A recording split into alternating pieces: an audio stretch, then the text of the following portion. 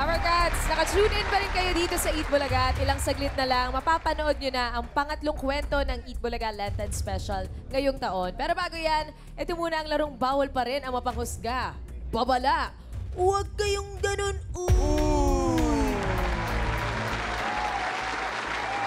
Doon pa man naging daan ang babala para bigyan linaw at mas maintindihan ang mga bagay na bihirang pag-usapan.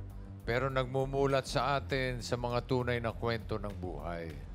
Kaya naman marami nag-request sa ating mga Dabarkats ng itong special edition ng babala. Yes, ito na ang maglalaro ngayon. Magnanay from Pasig City, Jinky and Keisha. Hello. Jinky Hi, and May. Keisha. Hi, Bossing. Hello po. Hi, Jinky. Hello po. Sino ang nanay? Oo nga, para magkapatid. Oh. Hello po. Kamusta? Hello po mga Kamusta? Dabarkats. Okay naman po, bossing. Ilan bang anak ninyo? Isa lang po. Si Nag-iisa Keisha lang. lang? Yes Only po. child. Ilan taong ka na, Keisha? Magpo-14 po sa May po. Anong grade ka na? Grade 8 po. Grade 8. Opo. Yes, Kamusta po. pag-aaral? Okay naman po. Maayos naman po. Kamusta ang anak ito si Keisha? Nako, napakabait po at masipag pong bata yung bossing. Wow. Kamusta namang mommy itong si Mommy Jinky? Siyempre po yung mom ko po supportive po yan. The best. Very good. Yun talaga yun. Okay. Kayo bang magnanay judgmental? Yung totoo. Minsan po. Misa, ikaw, Keisha. Ay, hindi po ako judgmental. Si mami lang. Observant lang po. Si nanay lang. Opo. Nilaglag si Mommy Jinky. Minsan lang, di ba? Okay, good luck sa inyo ha. Ito na ang mga Dabarkats na kikilatisin ninyo.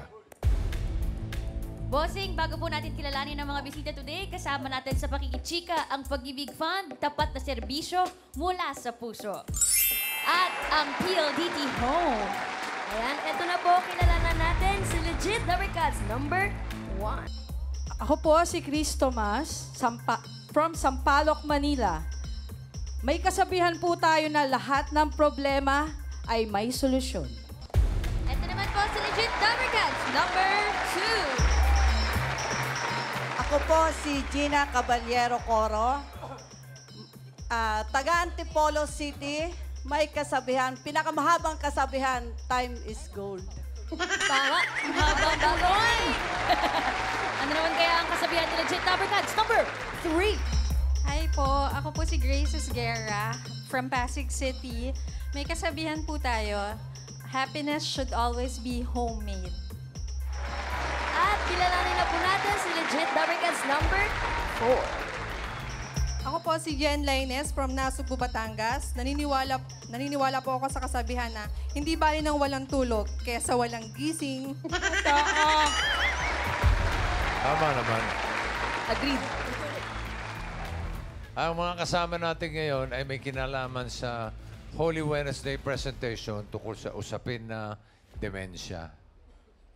Para mas maintindihan natin ang demensya, kasama natin via Zoom, isa pong neurologist at marami tayong mga katanungan tungkol dyan. Narito po si Dr. Dennis Naval. Good afternoon, Dabarkats. Thank you for inviting me. Thank you, Doc. Unang tanong, ano po ang demensya? Dementia po ay isang marami siyang uri ng sakit with common feature na memory problem, thinking, and decision-making problems po. Dementia is generally a slow progressing disease. Doc, ang Alzheimer's po ay uri ng demensya, tama po ba? Yes, tama. Alzheimer po ay pinaka-common na type of dementia. So yung Alzheimer's, kumbaga, gumagraduate sa dementia, ganun po ba yun? Ano po, yung dementia po is the umbrella term, no? Tapos marami siyang types ng dementia. Isa na po doon yung Alzheimer. Yung Alzheimer's. Ano po bang iba Tama pang po. ano? Ano po ba ibang uri? Bukod Yung sa mga Alzheimer's. yung mga less common, yung mga frontotemporal dementia, Lewy body dementia. Sometimes po yung stroke pwede rin mag-cause ng dementia. Yung tinatawag po naming vascular dementia. Okay, sige Doc. Diyan lang kayo ha. At I'm sure maraming katanungan ng ating mga Dabarkads. Thank you, Doc. Salamat, Doc. At para sa unang tanong, step forward, number 1, Chris, and number 3, Grace.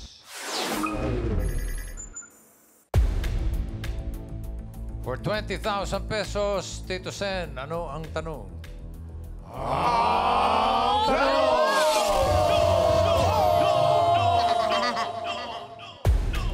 Sino sa kanila ang nag-alaga ng dalawang magulang na diagnosed with dementia? A. Chris. B. Grace. Ibig sabihin nanay at tatay. Tatay, pareho po. Parehong na-diagnose ng dementia. Sino sa tingin nyo? Si Chris o si Grace? Bigyan namin kayo ng 10 seconds to decide. Timer, go.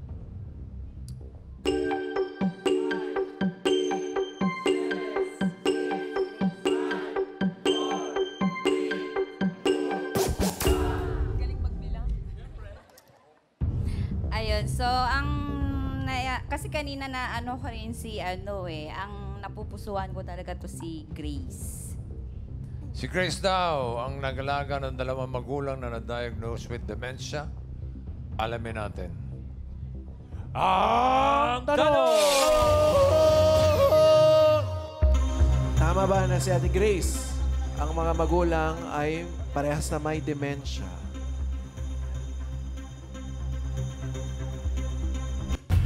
Wow!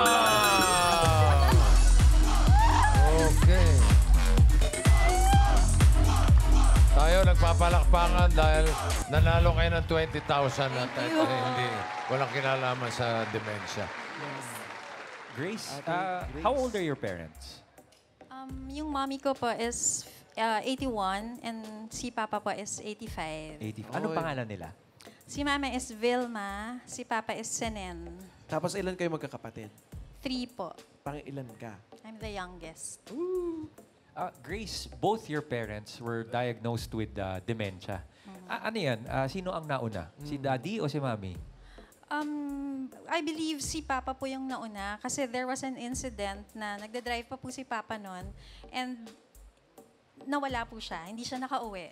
How long ago was this? Hours. For 24 hours? Ala. Yes. Saan 24 niyo siya hours. nakita? I mean, Uwi na lang po siya naka-taxi and then tinanong po namin yung taxi driver kung saan siya na-pick up. Sabi niya along south.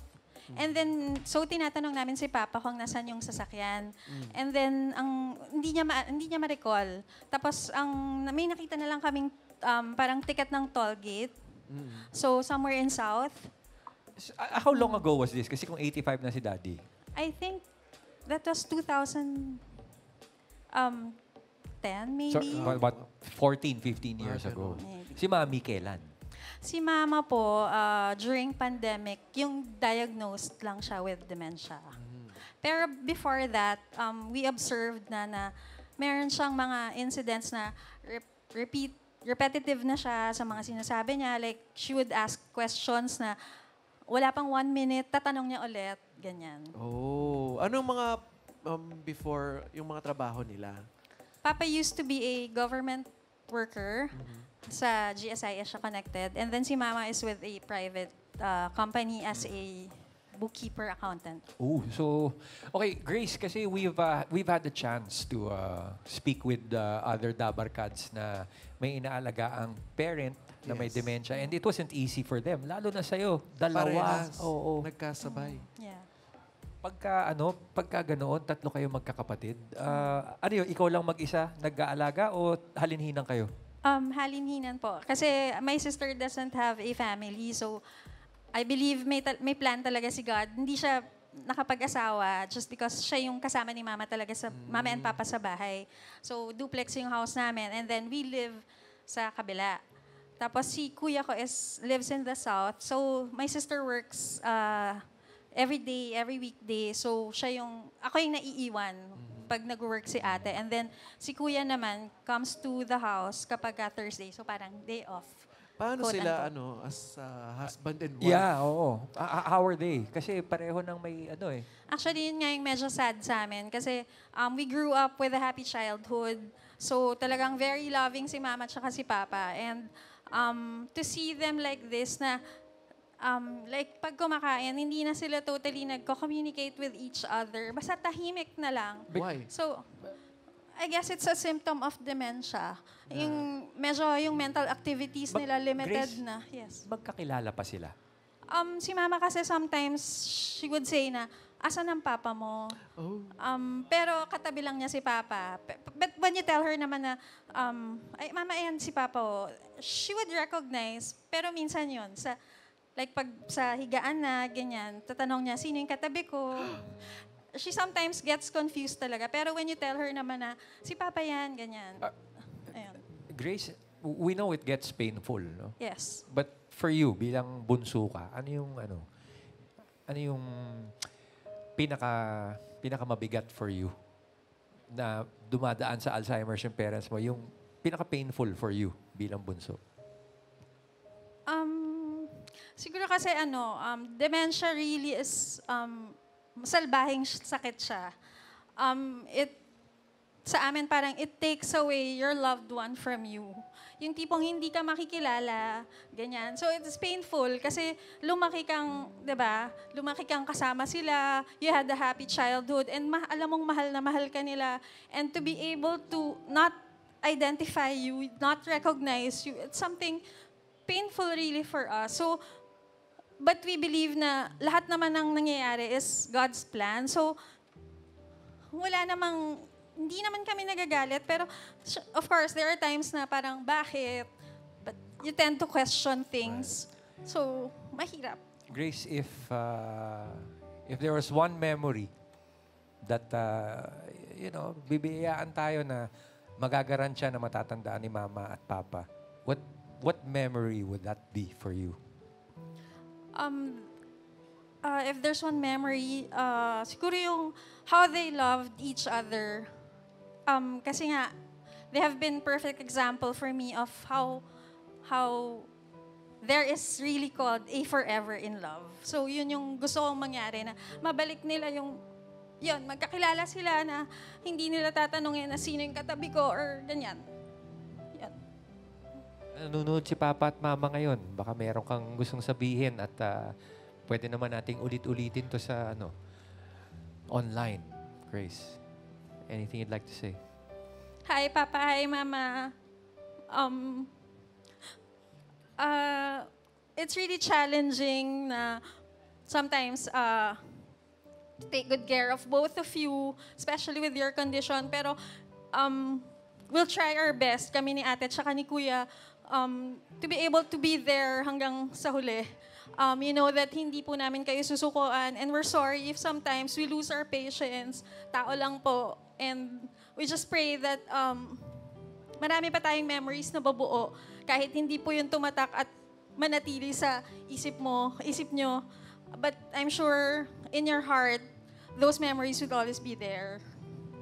So yeah, I love you very much, both of you. Thank you, Grace. Si Doc, meron lang akong katanungan. Doc, nandiyan ka pa? Yes, bossing. Oh. Doc, may stages ba itong dementia? Opo. Ang stages po ng dementia usually is mild, moderate, and severe. No?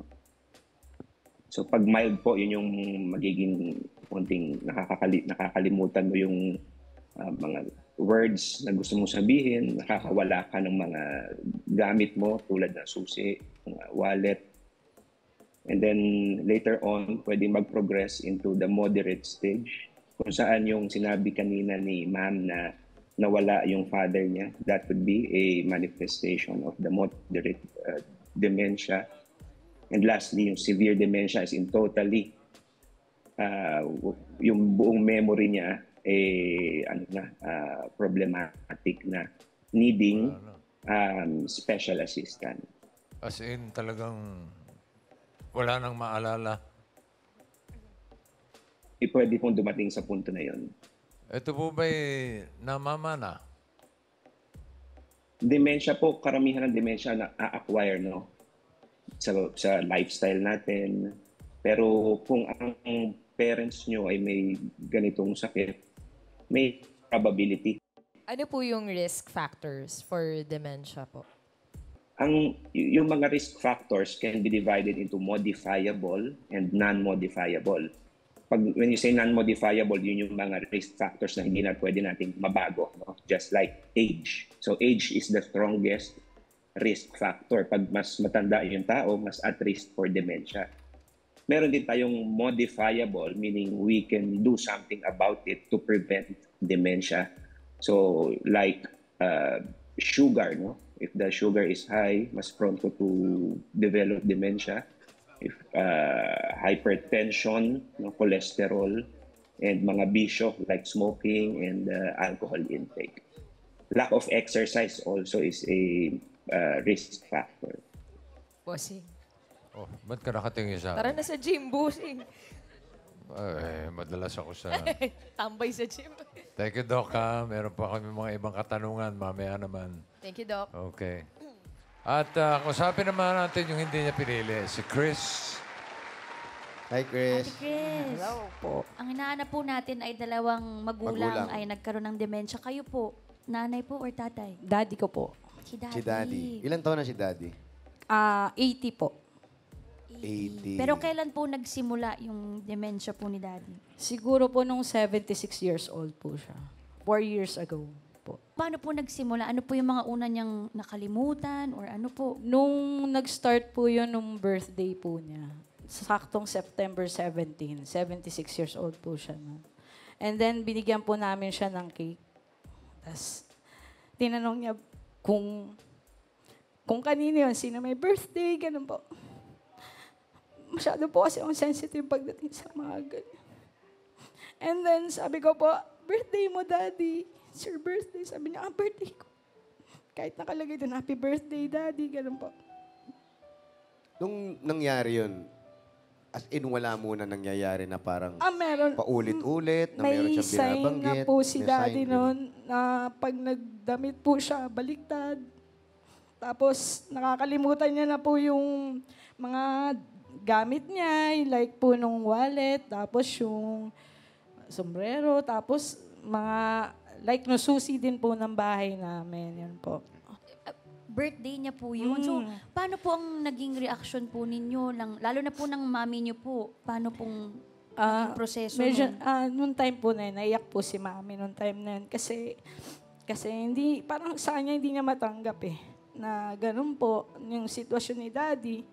Pero nung nakausap naman po namin, doktor, sabi po na talagang kailangan namin ngayon ng mahabang pasensya. Mahabang pasensya at malaking pagmamahal para sa magulang. Daddy, opo. Si Daddy, inaalalayan nyo. Ay, opo. Lalo na si Mami siguro. Opo. Kasi pares na po silang senior citizen Anong madalas nyong nakikita kay Mami? Kasi sila yung lagi magkasama dumadating ba yung time na parang naiinis, nag-iinit ang ulo? Nagtatalo po lagi kasi yung daddy ko po, may time po siyang nagwawala po talaga siya. Tapos ano yung nagpapakalma sa kanya? Si Mami din po. Si Mami ko rin po. Bali, kinakausap lang po din siya ng mahinahon. Pero may times po kasi talaga na hindi din, syempre matanda na rin po yung Mami ko. Hindi na rin din niya masyado maintindihan si Daddy. Kaso, lagi ko na lang po sinasabi na kailangan natin siyang intindihin ngayon sa sitwasyon niya po. Ate Chris, pag ganyan, di ba, syempre, kapag ka merong hinaharap yung mga magulang natin, pipilitin natin maging strong sa harap nila. Yun nga po Ano yung unang-unang pagkakataon na di mo napigilan bumigay ka sa harap ng daddy mo? Nawala po siya. Bakit po nawala? Kasi, bali may work po ako. And then, hapon po nun. Dahil since ako na lang naman po, kasi lahat po ng kapatid ko nasa abroad. Bunso po ako. Ako yung nag-aalaga talaga sa dalawa kong parents na senior citizen. Kaya, nung nawala siya, buti po hapon noon, lunchtime, papasok na po ako sa work. tinanong ko po sa pamangkin ko na sabi ko, si Daddy, nakita mo? Sabi niya, nasa baba ako, makain lang. And then pagbaba ko po, nakita ko na wala na siya. Lumabas ng bahay, bukas yung pinto namin. Then, lumabas na din po, tinanong ko po yung mga kapitbahay namin. Sinabi po na nakita na tumawid siya ng kabilang kalsada. So, napunta po ako ng barangay, then pina-check po sa CCTV na tumawid siya. Then, hindi na po nakita kasi hindi na din po naabutan ng CCTV kung saan na po sumunod. Then, 1.5 hour po kaming naghahanap. Paigot-igot po kami. Tapos, iniisip ko kung saan siya. Kung baka nasagsaan yung daddy ko. Pero, thank God po kasi kailangan masing positive eh. Yun po. Tapos, hinahanap pa rin po namin. Nung nandun na po kami para sa time na gusto ko nang pumunta ng police station, kaso hindi pwede. Kasi di ba po, 24 hours po dapat nawawala yung note. Pray lang po ako ng pray. Sana makita na namin siya. And then, nung 1.5 hour na yun, siguro mga alas 3 or magpo-4 na po, yun, bumalik po siya. Siya rin. Apo, bumalik po. Thank God po, siguro narinig ni Lord yung prayer ko. Bumalik po siya. Pagbalik po niya, nakita po siya nung friend ko po na sabi, yung daddy mo nandiyan na. Pauwi na siya sa bahay. Nung pagpunta po namin sa bahay, nakita ko siya, niyakap ko agad. Sabi ko, saan ka nagpunta? Hindi mo ba alam na nagpa-laminate lang ako ng ID kahit walang dalang ID? Yung mga anak kasi, mahirap na makikita yung magulang na gano'n. Pero ikaw, o kayo, ano yung kaya mong ipagpalit basta nandyan lang si Daddy at gumaling? Siguro po, yung kayang pagpalit, siguro yung sacrifices ko po ngayon, na kahit gusto ko rin pong mag-abroad, hindi ko po ginawa. Mas pinili ko pong magstay para alagaan sila hanggang dulo po.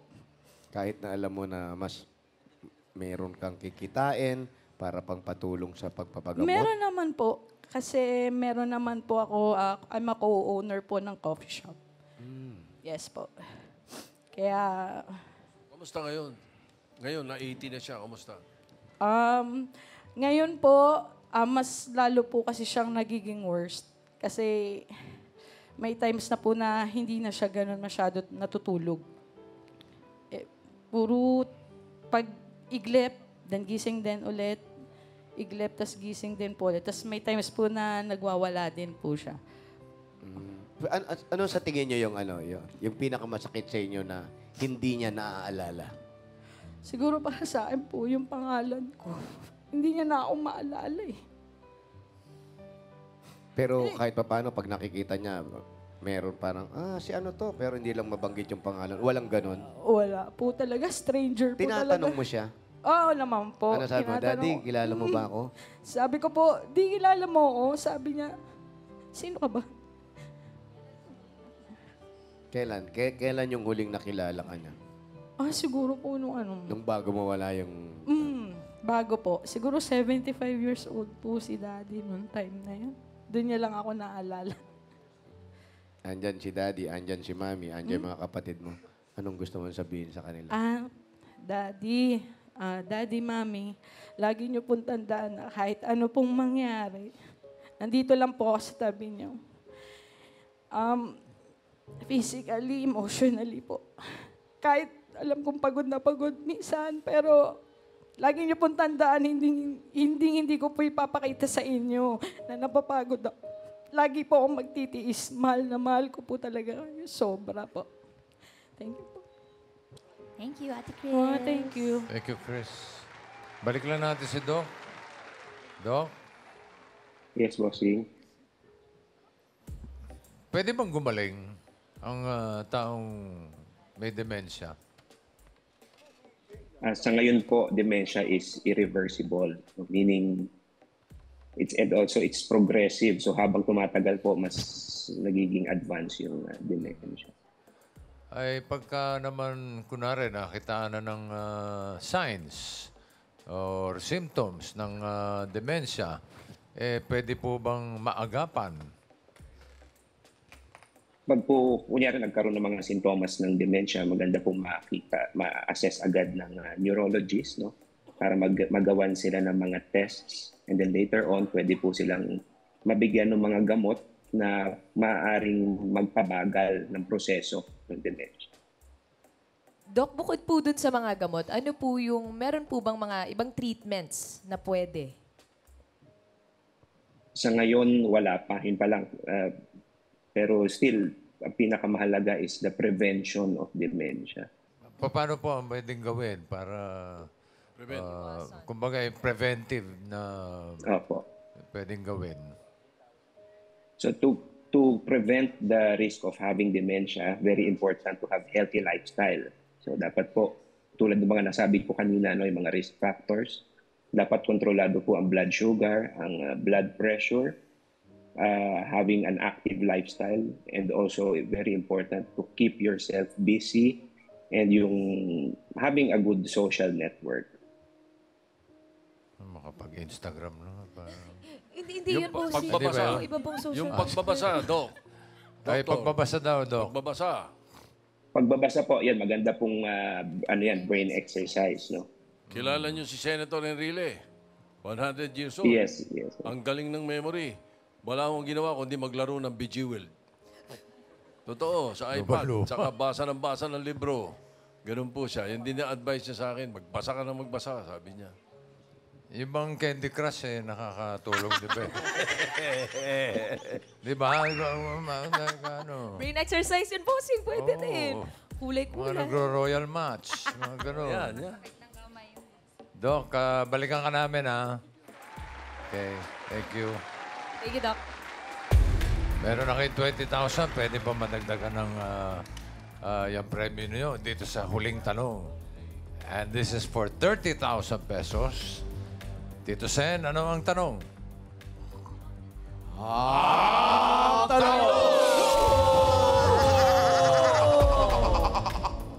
Sino sa kanila ang caregiver?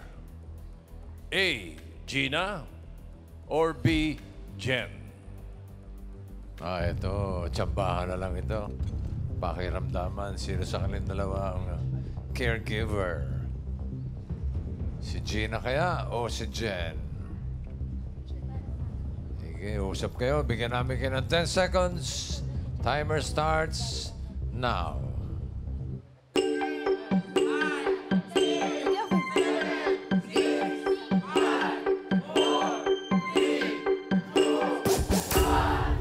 Ang galing magbilang nito. Galing! Thank you, Dapper Cats. Just natin. Sino pinili nyo? Susundin ko yung anak ko. Kasi lagi niya ako sinusunod sa bike, so ngayon siya din susundin ko ngayon. Yes. Sabi niya si Jen, D? Si Jen. Yes, Jen. po. Si Jen daw ang caregiver. Alamin natin. Ang tanong! Si Jen nga ba ay isang caregiver?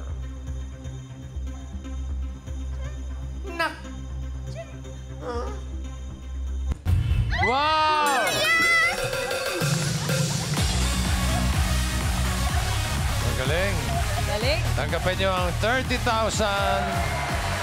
Tayo nagsasaya dahil additional 30,000. Ha? Perfect score. Okay. So Jen ay isang caregiver. How long na, Jen? Ilang taon na yan? 8 years na po. 8 years ka ng caregiver. And nakapag, ano ka na ba? Nakapag, may pasyente ka na ba na may Alzheimer's? Ngayon po, ang pasyente ko pa ay Alzheimer's. 2 years na po ako sa kanila. Uy, ilang taon na po siya, Ate Jen? 84 po. 84. Ate Jen, pagka ganyang caregiver, pati ba kayo nakakalimutan? Yung may times din na yung kayo hindi kayo naaalala? Opo. Ako po 2 years na pero hindi po alam ng pasyente ko ang pangalan ko. Hanggang ngayon? Hanggang ngayon, Ate. Ang tawag po niya sa akin ay yung una pong nag-alaga. Pero ang mukha po, ako po. Pero yung pangalan, hindi po.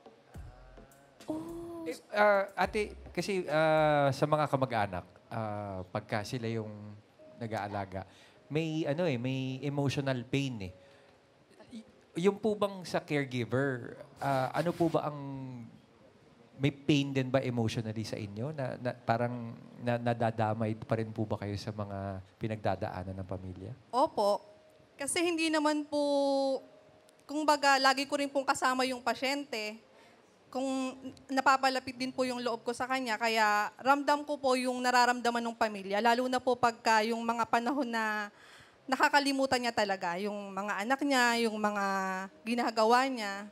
Yung asawa niya po hanggang ngayon, naalala niya, patay na po yun. Ganun.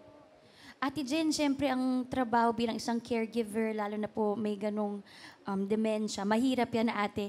Ano yung, parang kasi yung katulad ng role ni Tasha, kuya, sa Lenten natin. Nurse din siya doon, inaalagaan niya yung tatay ko. Pero nagsistay siya kasi, kumbaga yung lolo niya daw po before, nagkaroon ng ganon. Ikaw, ate Jen, ano yung sinabi mo sa sarili mo na, hindi ko iiwan tong alaga ko na to? Ano yun, nangyari nung moment na yun? Ako po kasi, basta po nag-alaga po ako ng isang pasyente, tinuturing ko pong kapamilya ko na siya. Hindi po ako umaalis sa aking pasyente hanggat hindi po yung talagang dapat na akong umalis, ganun. Nangyayari po kasi umaalis ako, halimbawa, okay na siya or ano na, opo, wala na. Yung sa sa ating Lenten special, 'di ba yung character mo tsaka yung character ni Tash, parang nagko-cooperate.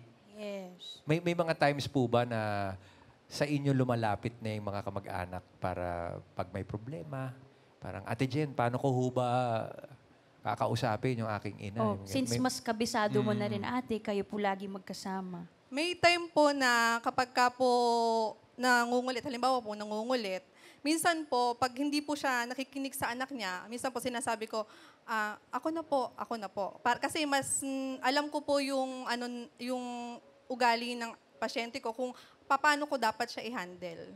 Ganun po. Are there times na nasasaktan ka? Opo. Paano, ate? Kasi po, iba-iba naman po kasi ang mood nila eh. Minsan po, maliligo. Ayaw pong maligo. Akala po kung saan ko dadalhin. Ganun po, sinasaktan po ako, hinahampas, ganun. Pero mabait naman po, kaya lang talaga uunawain.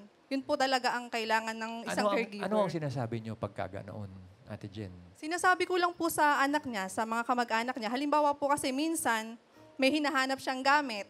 Siyempre, sinasabi ko po sa anak, sabi ko naghahanap yan ng wallet or yung alahas niya. Sinasabi ko po sa anak niya. Para alam nila. Kasi alam naman po nila kung saan nakalagay eh. Ganun po. Ate Jen, ano ang pangalan ng inyong pasyente?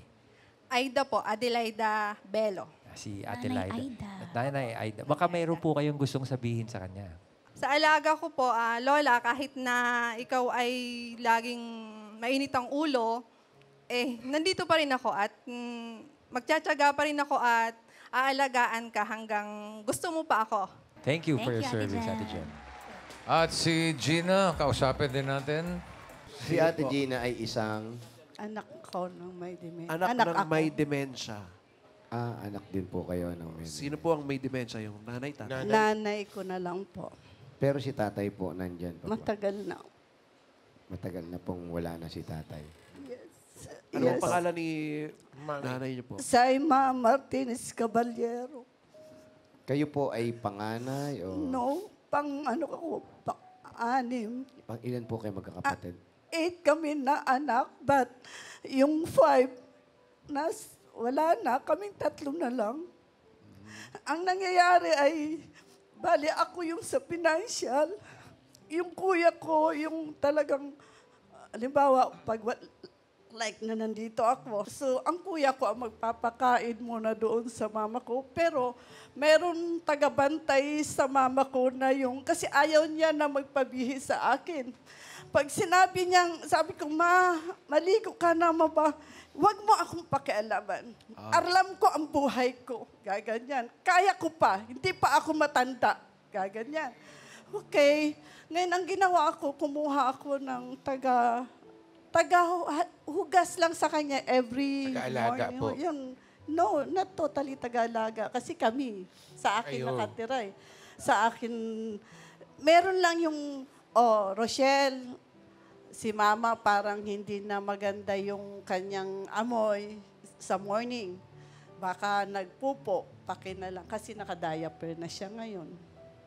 Nakadiaper na siya ngayon. Ngayon nga, pinicturean ko, yun yung picture kanina. Yan, Ma, makikita tayo sa sa Itbulaga. Sabi ko sa kanya. Tapos sabi, tingnan mo ang picture mo. Sabi niya, bakit? Sino ba yan? Sabi niya sa akin, ha? Sino ba yan? Ikaw yan. Sabi ko naman, interviewin ako sa Itbulaga. Sabi ko, mamaya makikita mo ako. Sabi ko. Pero yung oras po, kayo po ba yung naghahanap buhay pa rin hanggang ngayon? Yes. Hindi po natin kayang ibigay yung full time para kay Mami. No. Dahil Kasi may dalawa akong anak. Second year college yung panganay ko, senior high school yung bunso ko. Yung, siyempre, may husband naman ako, hindi naman pwedeng, yung husband ko lang. So, meron akong party needs, tapos meron akong, kung ano lang. Kailangan talaga tulong-tulong Yes, sa but pamilya. 10 years din ako naging teacher. Teacher po. Si Mami po, anong work niya dati? Ay, nagtitinda-tinda lang, mahilig yun sa suman, ganyan. Yung suman talaga, ganon. Then yun nga, kaya ako gusto ko nang umiyak kasi doon nga sa isa kong kasama, dalawa. How about kung ako nga isa lang, hirap na, lalo na yung dalawa. Tapos, ang hirap kasi ng pakiramdam, yung lalong hindi ka kilala ng nanay mo. Ang tawag sa akin, alam mo ba, Mama, ay, nandyan na si Mama. Sabi ko na nga, andyan na si Mama, may tinapay na nadala. Ganun. Kasi bibili ako ng tinapay, bibigay ko sa kanya. Sabi ko sa inyo, dadating na si Mama. Hindi na niya ako kilala as Gina. As anak. Pag tinatawag siya, sinong pangalan niya? Sasabihin kasi alam mo naman may kapitbahay. Sasabihin, sino siya? Mama ko. Anong pangalan niya? Esperanza. Patay. Sabi. Kasi ang mama niya, siyempre matagal na din, namatay na. Kalain mo, mama na, until now, mama na ang tawag niya sa akin. hanggang ngayon po? Yes. So, sino po matanda sa inyo? Ano ba? Siyempre. 19 na siya sa April 21 eh. Ano na lang po ang idinarasal natin palagi? Ako, minsan sabi ko, Lord, kung pahihirapan mo din lang naman si Mama, tanggap na namin. Kahit ang kuya, pag nag-usap kami tatlo, kasi siyempre sa 8 kami, 3 na lang kami ang natira. Nag-usap-usap kami. Sabi namin, oh, good na yan. 90 na si Mama. Pero pag tinignan mo si Mama, parang napakalakas na niya. Napakalakas pa niya talaga. Sabi nga ng kuya ko, Ma, 58 ng kuya ko eh. Sabi ng kuya ko, Ma, baka mauna pa ako sa iyo sa konsumisyon ko sa iyo. Kasi talagang as in, sasabihin pa niya, di baling mauna kayo sa akin. Gaganyan pa siya. Yung minsan nagiging ano na siya, nagiging hirap. Opo, Mami, naintindihan namin kayo. Pero lagi po natin iisipin, unang-una, wala pong ginawa ang Diyos na para pahirapan ng tao. Yes. Siguro kung nagkakaganito man po ang nangyayari sa mga magulang o magulang ninyo, magulang natin, hindi po nasa kanya ang pagsubok. Lahat po na napagsubok ay nasa inyo. Yes. Kaya wag po natin panukuan kung kakayanin natin. Wag natin panukuan yung magulang natin. Kasi tandaan natin, mula nung bata tayo, halos sila na yung nag-alaga sa atin. At yung pag-aalaga, konti na lang. Sabi nyo nga, may edad na, tuloy-tuloy na natin. Huwag natin panukuan ang pag-aalaga sa magulang at huwag nating panukuan ang pagdarasal kung hanggang saan at kung hanggang kailan. Siguro po, mas magandang idasal po natin na mas dagdagan pa po yung lakas ng loob po natin. At lakas ng pangangatawan din po siguro. At haba ng pasensya. Tsaka ko sinasabi ni Kuya, baka mauna pa ako. Sino na mag-aalaga kay Mama kung mauuna kayo? Yun nga, kasi sobra talaga. Shoutout kay Nanay. Hello po, Nanay. At happy birthday. Sa April 20, 19 na siya. Kaya pa yan. Lakas pa. Pero malakas.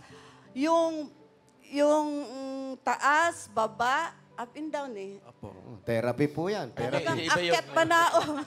Akyat panaog. Nakahakdan pa siya? Yes! Kayo Malakas po, pa. nakakailang panik pa kayo. Ay, sinusundan ko minsan eh. Exercise din po yun. At least natututo Malakas pa kayo. yun, Exercise kayo ni Lakas, Mami. super lakas. Akyat panaog pa siya at Ayan. pagkanaog. Dagdagan pa po natin yung lakas ng loob Yes, natin at Gina. yung pagdarasal Yan na natin. lang. Yan po Yan ang na lang. importante sa lahat. Dahil siya po nakakaalam kung hanggang kailan at hanggang saan. Yan po. Salamat Sige po. Mami Maraming G. salamat, Gina. At importante rin yung dagdag pasensya. Tama po. Intindihin natin sila eh. Siguro okay din kung sakyan mo na lang, di ba? Kumbaga, wala ka namang magagawa na kung hindi ka makilala. Kung ang tawag sa'yo, Mama, de okay, tanggapin mo. Ikaw na si Mama. Pero Doc, balik natin si Doc bago tayo magpaalam. Dr. Dennis Naval, isa po siyang neurologist. May mga tanong pa po ang Dabar Gods dito. Meron bang edad na karaniwang lumalabas yung mga simptomas ng dementia? Dementia po common among elderly people, no? Especially at the age of mga 65. Pero by the age of 80, mas nagiging, mas maraming tao nagkakaroon ng dementia. Sa experience niyo, Doc, ano yung pinakabatang na-diagnose ng dementia? Yung pasyente ko pong pinakabata, siguro nasa mga 40s po, no? Pero it's a different type of dementia. Hindi po siya yung Alzheimer's. Anong type po yun? Yung corticobasal degeneration is very rare type of dementia. Pero bihira yun. Bihira po. 40. Dok, yung pagiging makakalimutin po ba at the age of 29? Kaka-29 lang po nung first week of March. Sintomas po ba yun na maaaring dumiretso sa pagkakaroon ng dementia? Pag mga yung age is ganun pang kabata, no, we have to rule out other things. Say for example, yung lack of attention, no, or baka stress. Sometimes depression can also be this guy, parang napagkakamalan din siyang form ng dementia. Isa pang tanong, Doc. Common ba sa mga pasyente yung parati mainitin ang ulo? Yung minsan nagiging violente, di ba? Common ba yun, Doc? Opo. Habang nagiging malala po yung dementia, pwedeng magkaroon sila ng mga psychiatric features, no? Nagiging irritable. Yung iba, gusto nila magpag-isa na lang, magpukulong sa kwarto. Yung iba naman po nagiging paranoid, no? Parang iniisip nila na yung binibigay yung pagkain, may lason, no? May balak na gumawa ng masama sa kanila. So, yun yung mga advanced stages na po ng dementia. Okay, Doc. Isa na lang po. Ano po pwede niyong ma-advise sa ating mga bisita, lalo na sa mga Dabar Gods na nag-aalaga ng may dementia? Opo. So, sa mga nag-aalaga po ng may dementia, common yung tinatawag na caregiver burnout. Siyempre, habang tumatagal, laging sila yung kasama nyo, no? Yung kanilang yung emotions, behavior. So, payo ko po, tulad ng mga nasabi kanina, mahabang pasensya and understanding, no? Kung kailangan pong humingi ng tulong, gawin po, wag suluhin yung problema. And also set expectation, no? And accept your role as the caregiver. Pwede rin pong sumali sa mga support groups kung saan grupo yun ng mga pamilya o kamag-anak na may dementia para sila rin po magdadamayan kasi kayo rin po yung nakakaramdam ng mga hirap. Maraming salamat po, Dr. Dennis Naval. Thank you po, Doc. Thank you. At sa inyong dalawa, salamat din. Thank you din po. 50,000. Congratulations. Thank you po. Thank you po. Mami Jinky and Keisha. Congratulations, Mommy Jinky and Tisha. At salamat sa mga bisita nating nagbahagi ng kanilang mga kwento. Pati na rin kay Dr. Dennis Nacal. Lagi natin tandaan, makalimot mo ng isip, nandyan ang puso na patuloy na makakaramdam ng pagmamahal natin. At mas makikita pa natin ang pinagdaraanan ng isang pamilya na may miyembro na may demensya sa Holy Wednesday presentation na para di makalimot.